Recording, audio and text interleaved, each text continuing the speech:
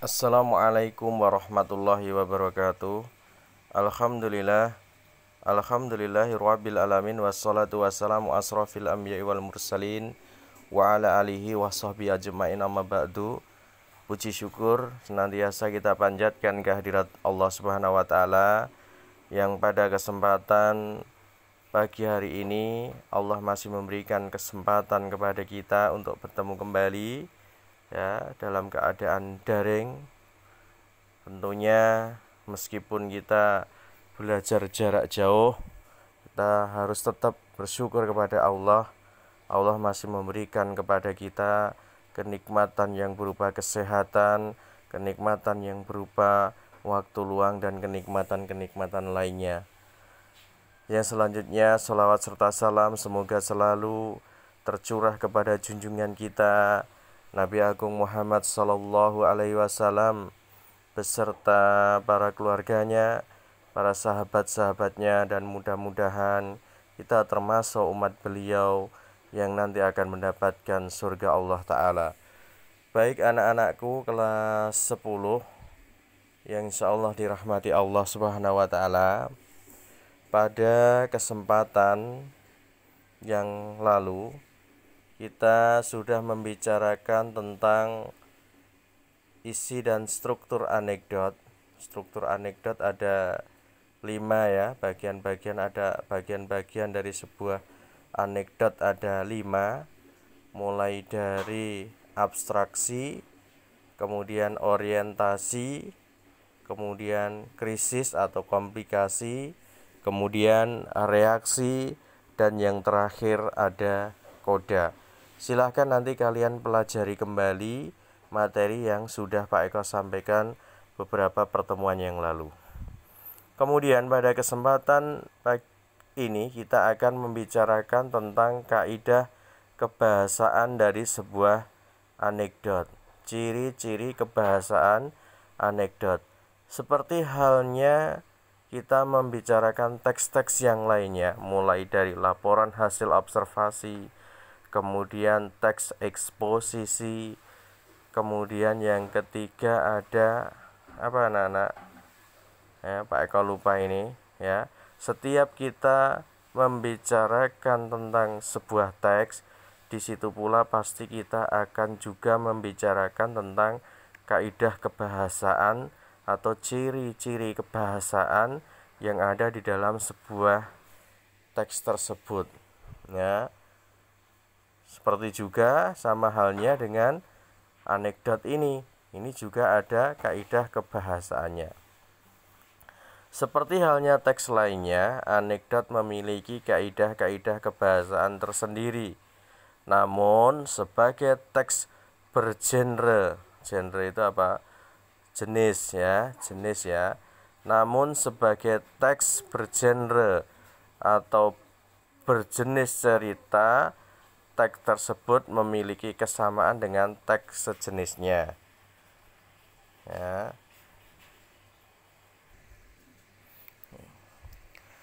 Seperti dengan cerpen, novel, dan cerita ulang. Jadi sebagai teks berjenis cerita, teks tersebut, teks anekdot tersebut tentunya memiliki kesamaan dengan teks yang lainnya seperti cerpen, novel, dan cerita ulang atau cerita reduplikasi lainnya. Secara spesifik, kaidah kebahasaan teks anekdot adalah sebagai berikut. Ini ya, tolong diperhatikan. Yang pertama, banyak menggunakan kalimat langsung yang bervariasi dengan kalimat-kalimat tidak langsung. Jadi di dalam anekdot nanti kalian akan banyak menjumpai kalimat-kalimat langsung, dominasinya adalah kalimat langsung. Di samping itu juga nanti juga kalian akan menjumpai kalimat-kalimat tidak langsung, bervariasi. Ya, berbeda dengan teks laporan hasil observasi atau teks eksposisi. Hampir semuanya itu merupakan kalimat tidak langsung kalau di dalam teks LHO maupun eksposisi. Akan tetapi kalau di dalam anekdot ya kebanyakan malah kalimat langsung. Kalimat-kalimat langsung merupakan petikan dari dialog para tokohnya. Ini pengertiannya atau definisinya. Jadi kalimat langsung merupakan petikan dari dialog para tokohnya ketika dia berbicara. Sedangkan kalimat tidak langsung merupakan bentuk penceritaan kembali dialog dari para tokoh tersebut. Bentuk penceritaan kembali. Jadi misalkan Pak Eko menyampaikan sesuatu, nah, ini ketika kalian mengutip apa yang Pak Eko sampaikan, berarti itu namanya kalimat langsung. Sedangkan ketika Pak Eko berbicara, kemudian kalian menyampaikan atau menceritakan kembali kepada orang lain, berarti itu namanya kalian menggunakan kalimat tidak langsung, gitu ya. Kemudian ya, sesudah menyampaikan salam, Nasruddin bertanya kepada hadirin, apakah kalian tahu dengan materi yang akan saya sampaikan sekarang? Kalimat langsung. Hadirin serempak menjawab tidak. Nah, semuanya ini adalah contoh-contoh dari kalimat langsung, gitu ya. Jadi yang pertama, ciri kebahasaan yang pertama, banyak menggunakan kalimat langsung. Kemudian yang kedua, pada umumnya menggunakan nama tokoh utama orang ketiga tunggal, baik dengan menyebut langsung nama tokoh faktual ataupun tokoh yang disamarkan. Prinsipnya yang ini ya. Di dalam anekdot akan menggunakan nama tokoh utama. Atau kalau kita istilahkan dengan kata ganti orang, teks anekdot itu menggunakan kata ganti orang ketiga tapi yang bersifat tunggal, baik pronomina persona atau kata ganti orang. Ada kata ganti orang pertama, ada kata ganti orang kedua, ada kata ganti orang ketiga. Orang pertama itu yang berbicara, pihak yang berbicara, saya, aku. Orang kedua yang menjadi lawan bicara kita, kamu, Anda, itu lawan bicara atau orang kedua. Sedangkan orang ketiga, pronomina persona ketiga, itu adalah orang yang dibicarakan. Bisa dia, ia, tunggal. Kalau jamaknya mereka, lah seperti itu. Intinya di dalam anekdot nanti menggunakan kata ganti orang ketiga tunggal, ya. Bisa menyebut dengan nama tokohnya secara langsung atau dengan menyebutkan nama tokoh yang disamarkan. Gus Dur, Nasruddin Huja, si Amerika, orang Indonesia, atau Pak Jin dan lain sebagainya. Itu hanya sekedar contoh. Kemudian yang ketiga, banyak menggunakan keterangan waktu. Hal ini terkait dengan bentuk anekdot yang berupa cerita disajikan secara kronologis atau mengikuti urutan waktu. Nah, jadi di dalam sebuah teks anekdot, konjungsi-konjungsi yang digunakan adalah konjungsi yang menggunakan keterangan waktu, ya. Suatu ketika orang-orang di kota mengundang Nasruddin untuk menyampaikan khotbah di sebuah majelis. Ini ada suatu ketika. Nah, ini dan contoh dari keterangan waktu. Kemudian yang selanjutnya contoh yang lain, ketika tiba di mimbar. Ketika tiba kan juga itu termasuk keterangan waktu. Ketika tiba di mimbar, dia mendapati bahwa sebagian hadirin dalam majelis itu tidak terlampau bersemangat untuk mendengarkan khotbahnya. Sesudah menyampaikan salam, Nasruddin bertanya kepada hadirin, apakah kalian tahu dengan materi yang akan saya sampaikan sekarang? Sesudah menyampaikan ini pun terkait dengan keterangan waktu. Kemudian yang keempat, ciri atau kaidah kebahasaan yang keempat, banyak pula menggunakan konjungsi penerang atau penjelas, Contoh bahwa. Ya, bahwa ini adalah salah satu contoh dari konjungsi penjelas atau penerang. Hal ini terkait dengan dialog para tokohnya yang diubah dari bentuk langsung ke kalimat tidak langsung. Seperti itu. Contoh, ketika tiba di mimbar dia mendapati bahwa. Nah, ini apa? Konjungsi penerang.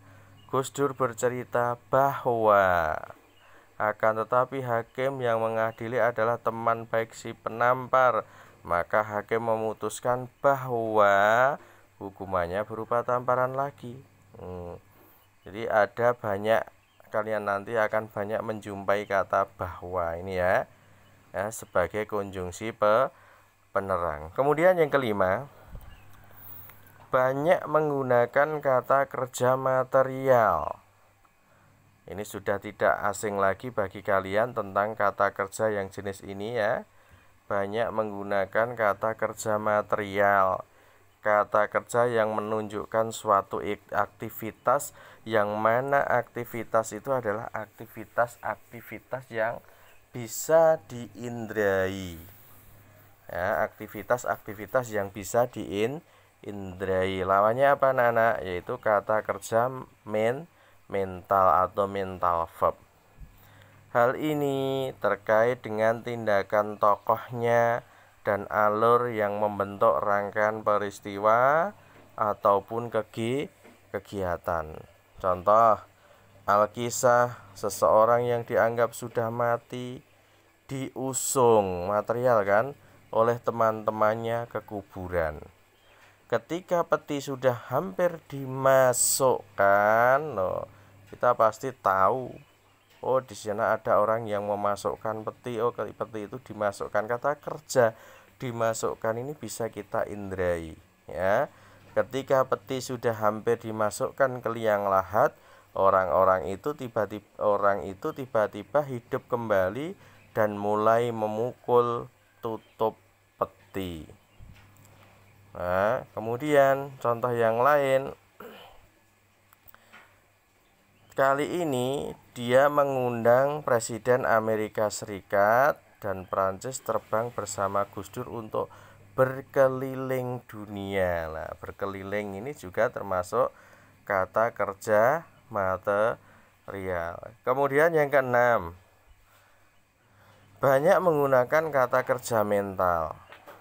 Jadi kata kerja yang digunakan di dalam sebuah anekdot itu materialnya ada, mentalnya juga ada ya.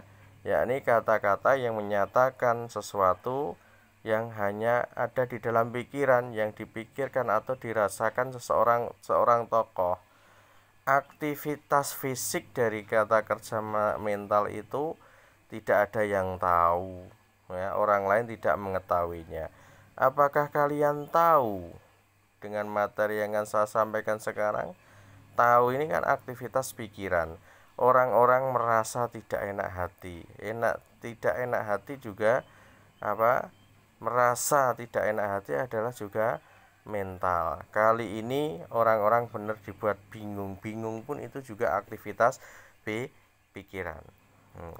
Kemudian yang terakhir di dalam kaidah kebahasaan sebuah anekdot adalah apa? Ini banyak menggunakan kata penghubung yang bermakna kronologis atau temporal. Akhirnya, selanjutnya, lalu. Nah, ini hampir sama dengan yang ini. Hampir sama. Kalau di sini tadi apa? Keterangan waktu, sedangkan kalau yang di apa? Sini tadi adalah apa? Konjungsi kronologis. Itu. Ya, banyak menggunakan konjungsi kronologis atau temporal. Contoh selanjutnya, mohon maaf ya.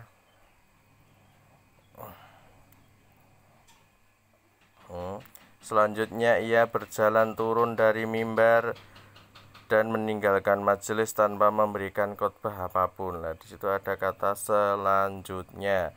Kemudian tidak lama Presiden Amerika Bill Clinton mengeluarkan tangannya, ya, dan sesaat kemudian dia berkata, wah, kita sedang berada di atas New York. Ada kata tidak lama, ini pun merupakan contoh dari kata penghubung atau konjungsi temporal. Itu ya anak-anak yang bisa Pak Eko sampaikan pada kesempatan pagi hari ini. Intinya hari ini kita membahas tentang kaidah atau ciri khas kebahasaan, karakteristik kebahasaan di dalam sebuah anekdot.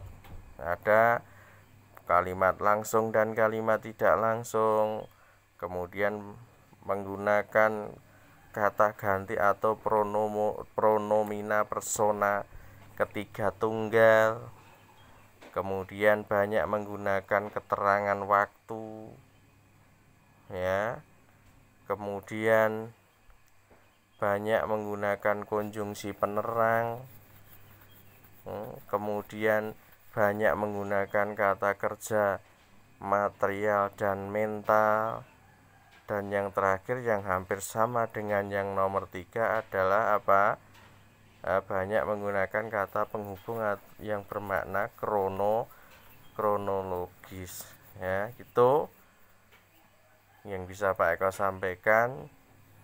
Nanti kalau ada pertanyaan atau penjelasan Pak Eko yang kurang jelas bisa ditanyakan melalui forum diskusi. Sekian, kurang lebihnya Pak Eko mohon maaf. Assalamualaikum warahmatullahi wabarakatuh.